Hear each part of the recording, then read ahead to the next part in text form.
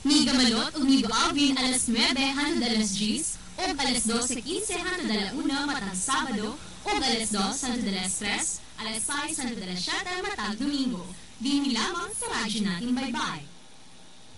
Maingod to sa tumakaigsunan sa Tibok Baybay, mga nagmahal sa demokrasya, kagawasan o kausaban. Ako lang gihapon si Migo Alvin. O akong kauban karon si Migo Yuyoy. Maayong udto kanatong tanan, Migo Alvin, o ingon man sa tanang mga baybayanon nga naa na sa ilang tagsa-tagsa kapanimalay na minaw sa ilang tagsa-tagsa ka mga radyo. Unya, dili na to makauban karon si Miga Malot tungod kay adunay gitambungan no nga free haircut dito sa usa sa mga barangay dinhi sa atong lungsod. Gikan kita ngadto sa usa ka barangay, Migo Alvino, o nakita nato ang makaluluoy nga kahimtang samtang kita nagpadungad to og ingon man sa atong pagbalik dinhi sa station sa radyo natin. Nakita nato ang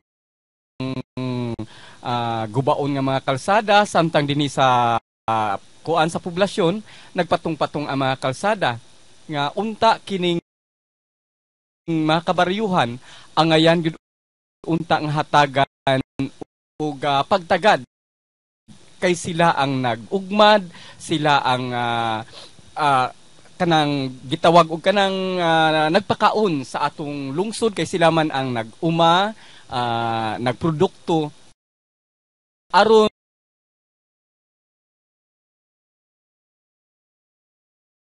atong makaon dinhi sa poblasyon dinhi sa syudad sa Baybay. Bitaw no, matud pa sa itong mga kaistorya dito, sud sa 32 ka tuig mo lang gihapon ang kahimtang sa ilang kadalanan, hilabi na gyud kung muuwan no. Wala pag makita nato pad nga kining ato lang in particular kanang unahan sa Villa Solidaridad padung sa Altavista mga kaigsunan nga bisag bus na lang wa gyud no. Walay graveling. Oo, puro in town kining matawag nato nga kanang yutara no. Mao na nga buga may tawag sa amon na no, kanang sa mao na nga pait kayo hilabi na gyud kung ting-uwan mo sayaw-sayaw. So sayop ning ilagi ingon mi Guyoyoy nga hamis na ang kadalanan sa kabukiran no. Kay bisag ngadto ta sa bagnukad kaniya ng makinhas padung na ngadto sa Carrito no, miserable ang kadalanan. Gani kani adto Migo Alvin kining maong mga lugar gikan sa Siabo padung ngadto sa Carrito. Dunay dako nga proyekto diha under sa ERCDP project, pero makita nato nga hain man kining maong proyekto nga gigastusan og minilyon nga kantidad nga salapi sa atong lungsod. Pero subo kay nga palandungon nga mao kana ang kahintang sa atong infrastruktura. Unya ang maka luluoy kaayo kay gani ang nagkontrata ni anang maong mga karsada under sa ERCD project sa panahon siguro kini ni Rosalinda Mundal was the Kari construction at that time. Niya ato nakita nga sud sa 32 ka tuig nga renda no sa mga Kari, pipila lang ka dupa ang nasiminto. Unya ang pagsiminto pagyud mga substandard no. Nya samtang hapit na mahurot no ang mga bus o graba sa atong kasapaan o kadagatan, mawalang gihapon ang kahimtang sa atong mga kining kadalanan no. Pait gihapon ang kahimtang sa atong kadalanan. So kinahanglan no atong tukion usab no ang kahimtang sa atong kinayahan kini nasayod kita no atong tukion, atong susion kung kining mga nagnegosyo graba o nagnegosyo og gitawag nato mga kaigsoon og bus no, tinuod ba gyud niya na ngadto no sa serbisyo sa kadalanan ng atong mga bus o graba. Ug sutaon po nato Alvin alang sa seguridad ba sa atong resources kining sa atong kalikupan sa environment. Kung nagsunod ba gyud kini sila sa lagda o proseso sa pagkuha og permit sa mapananglitan sa gratuitous permit nga will be granted by the provincial government. Ug kini gitawag og kanang environmental compliance certificate. Dapat masusi sa Senro, sa MGB, sa Mines and Geosciences Bureau, ug doon na ba kini sila'y gitawag og environmental compliance certificate. Mao man gani, susama ka na sa atong ipangayo sa atong reclamation area.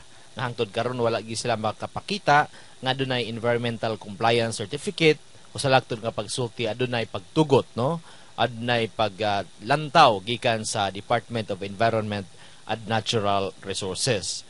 Kay sama kanimo Miguyoyoy usa ka environmentalist, no?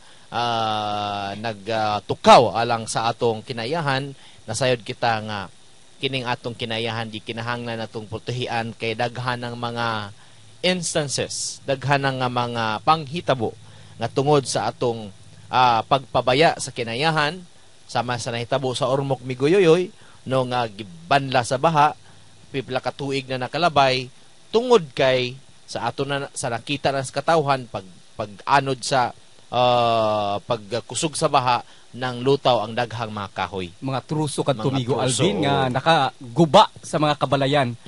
Na hapay gyud tanan sa dihang mi bulog ang tubig dungan sa mga kakahuyan. Ug dinhi sa ato daghan nagpadayon gihapon kaayo ang kuan. Nagpadayon ang pagpamutol sa kahuyan, illegal laging kini Migo Alvin unya subukay nga palandungon kay ang involved ni ining mga tawhana, ani ining maong illegal nga aktibidad, mga opisyal sa atong gobyerno. Mo na nga di natutugtan mga minahal namong kaigsunan nga naminaw karon nagsunod sa atong programa nga may kaduha kita sa Ormoc, no? Di nato huwaton nga mudako ang kadaot sa atong kabukiran ug kasapaan ug kadagatan. Di natutugutan nga maikaduha kita sa Ormoc manang mubangon kita, magpakabangana kita sa tong tagsa-tagsa ka mga lugar atong susihon, atong tukion, no? Ang pagpangguba sa atong kinayahan. Ang subo kay nga palandungon Migo Alvin kay ang Senro or kung ang DNR nga mao ang lead agency aron pagpanalipod sa kinaiyahan. Sigon sa akong kasinatian karon lang bag-o sa nahitabo sa pangasugan, mao pa man ang nagtembre, mao ang naghatag og tip sa mga illegalista aron dili masakpan in flagrante delicto ang mga naghimo sa pagpamutol sa mga kakahuyan diha.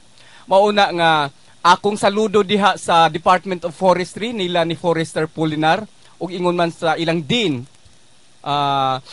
ingon man ni Dr. Kimio ug ni Dr. Mangawang nga unta pod magtinabangay kita diha sir, Dr. Mangawang ug Dr. Kimio nga imbestigahan kini nga maong panghitabo ug dapat maimbestigar usab ang Senro kay ang Senro lang ang akong gikaistorya ni atong higayuna. Apan ang dakong pangutana nganong nakahibaw ang tagsala sa maong paghimo sa pagpamutol sa kahoy sa dihang wala pa moabot ang mga kuan, ang raiding team diha sa pangasugan, nahibaw naman daan ang kapitan nganong kuan nga aduna di ay muraid umudakop diha sa pangasugan. Mao na nga atong gihangyo ang atong makaigsunan gyud sa tibok baybay, no? Nga wala na ilaing mutabang kanato, no? Kundili ang atong kagalingon diha sa patong pagpanalipod sa kinayahan. Akong balikon di natutugutan nga mamahimo kita nga sama sa Ormoc din 8,000 ka mga tao ang gibanlas sa dakong baha ug namatay in town. Nga naman tungod kay nagpabaya kita, no, sa kinayahan. Ang kinayahan nagali ang mulihok Miguyoyoy, ang kinayahan nagali ang mohatag siyang paghukom. Subo kay tanan ra bagyod ma-apil, no, wa ra bagyo pilion ang mga illegalista, ang mga inosente mag-usa, no, nga ibanlas makaigsunan sa baha kung baha man galing tungod sa atong pagpabaya. Di nato kining dili nato piyungon ang atong mga mata diya sa atong tagsa-tagsa ka mga barangay ug mobarog kita batok sa illegal logging ug batok sa illegal sand and gravel hauling mga kaigsunan. Okay? mubasa kitag mga text messages sa Migo Yoyoy, Migo Alvin ug Migo Yoyoy, may gyud nga inyong gihisgutan ganina ang bahin sa kamatayon ni Mayor Centino. Hantud karon wa pa wala pa mauga ang luha sa among mga mata sa kamatayon ni kanhi Mayor Centino, among minahal, among gihigugma, apan gipatay kay wa man lagi gwardya. Mao kanay usa ka kuan ba bugat kay nga mensahe sa 32 katuig nga namunuan karon. Nga buti pasabot kanang maong mensahe nakatatak na gayud sa bato. Ang kamatayon ni Centino ug dili mahitabo nga mawala siya sa kasaysayan sa baybay. Dili mahitabo nga mawala ug dili mahitabo kalimtan manggiyoy labaw sa tanan.